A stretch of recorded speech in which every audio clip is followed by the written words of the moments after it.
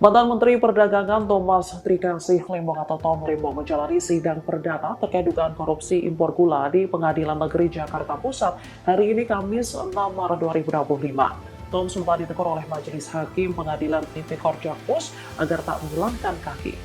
Momen ini terjadi saat Tom duduk di kursi terdakwa. Ia tengah mendengarkan jaksa yang membacakan surat dakwaan. Tiba-tiba Ketua Majelis Hakim Pengadilan Tipikor Jakpus, Denny Arsan Fatrika, menyela pernyataan jaksa. Denny menegur Tom dengan halus, meminta agar terdakwa membenarkan posisi duduknya.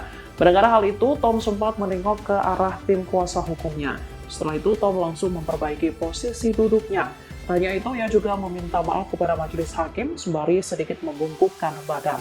Diketahui Kejagung hari ini mendakwa Tom Lembong atas tuduhan korupsi importasi. Download Tribun X sekarang, menghadirkan lokal menjadi Indonesia.